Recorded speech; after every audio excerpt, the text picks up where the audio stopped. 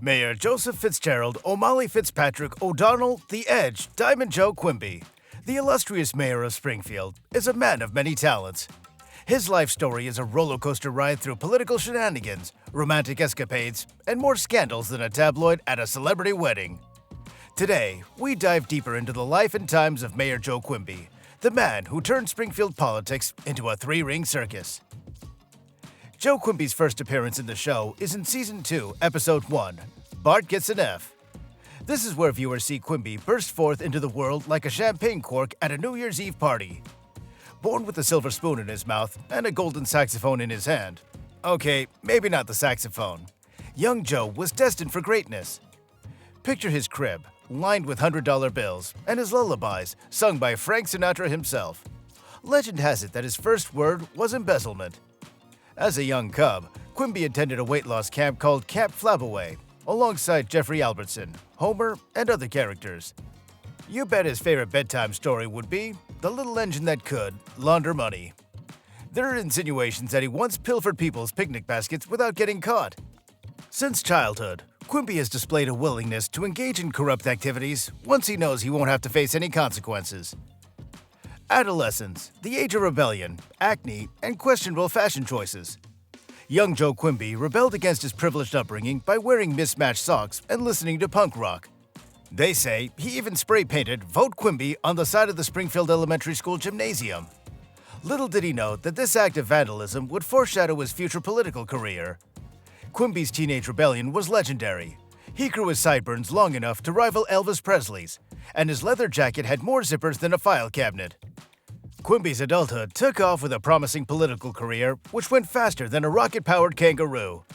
His campaign promises were as ambitious as they were absurd. Free donuts for all citizens? Check. A monorail system powered by unicorn farts? Check. When asked about his stance on education, he replied, education is important, but so is a good cigar, and I've got a guy who can get me both. His office at City Hall is a cross between a gentleman's club and a speakeasy. The walls are adorned with portraits of himself, and the desk drawer contains a secret compartment for emergency bribes. His official mayoral robe is made of velvet, with a sash that reads, "In Quimby we trust."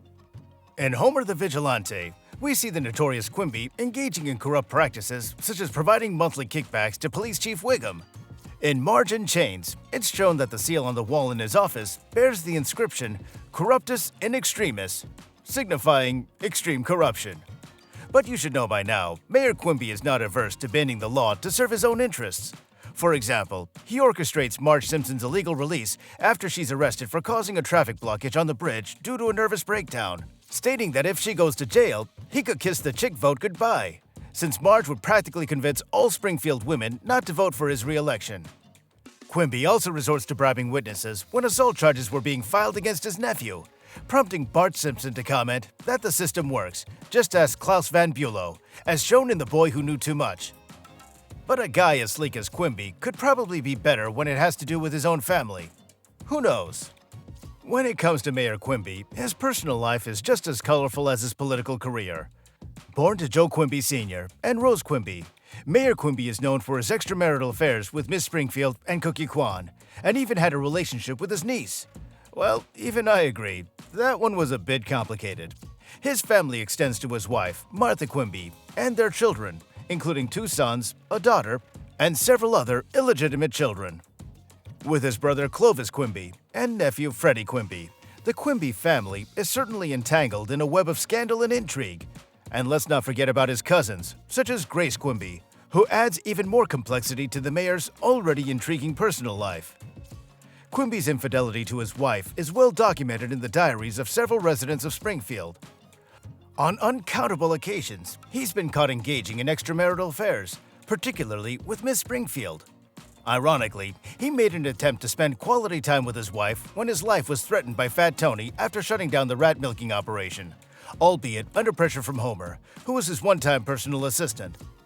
It's suggested that his womanizing may stem from his dissatisfaction with his marriage to Martha, as evidenced by his disappointment sigh when expressing a desire to spend time with her.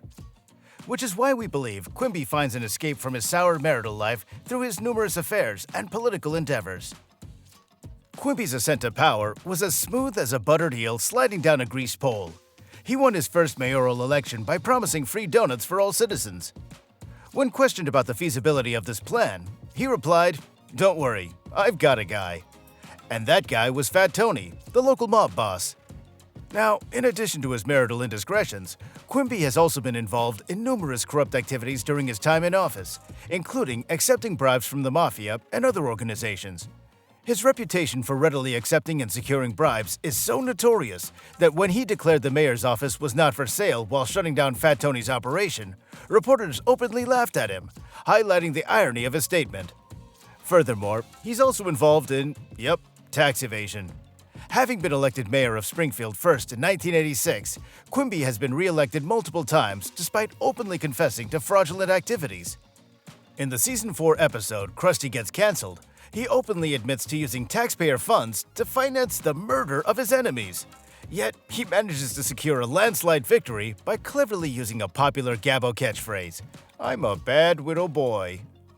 Quimby's firm grip on Springfield's politics has earned him the enmity of the city's small but vocal Republican elite, portrayed as mostly sinister figures who convene in a castle.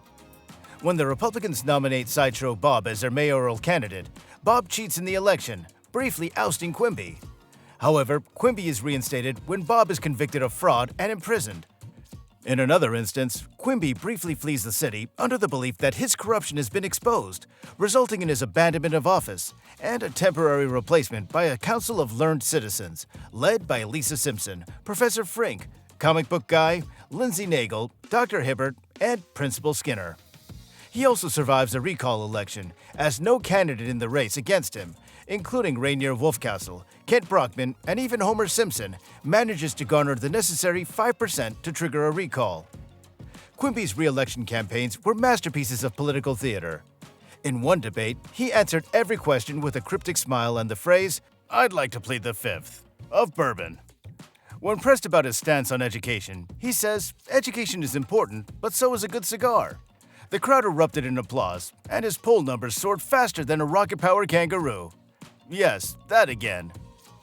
Quimby has had quite a long tenure in Springfield, doing what he knows best: diversion. For example, he diverted funds and cement intended for road construction to build his luxurious, almost Roman-style swimming pool, keeping the secret until Mr. X exposed it on his website and the press questioned Quimby about it. He's also known to have smoked marijuana with Birch Barlow, suggesting a familiarity with his marijuana use, and he's even been seen tending to a cannabis plant. According to Birch Barlow, he was also purportedly illiterate, although Quimby denied it. Despite his lengthy tenure as mayor, Quimby demonstrates a lack of knowledge or concern for his city, openly displaying contempt for the citizens of Springfield, both publicly and privately. He frequently goes on extended overseas vacations, resulting in headlines like "Mayor Visits City" in the Springfield Shopper. On one occasion, he even referred to Springfield as Sprungfield during a public meeting. Nonetheless, he does make frequent but brief public appearances for local events and festivities. Mayor Quimby's personality is a box filled with different character traits, and that's how it's easy to see that in spite of his flaws and tendency to use the law for his own benefit, he has occasionally utilized it for the betterment of Springfield. He once implemented Code Black to clean up Lake Springfield. He also established a 75-cent toll booth, albeit largely ignored, to generate tax revenue for the town's fountain restoration. On another occasion, he attempted to prevent St. Patrick's Day violence by prohibiting alcohol. But this plan backfired when actual Irish Catholics and Protestants clashed due to their inability to forget their differences without alcohol. Additionally, he once sacrificed television to save Springfield from a nuclear bomb threat by Sideshow Bob. However, I wish the sporadic good nature of his would make up for his philandering ways. Quimby's love life is a soap opera with more twists than a pretzel factory. His affairs are as numerous as the stars in the Springfield sky. Miss Springfield, Miss Hoover, and Miss Krabappel. They all fell under his irresistible spell.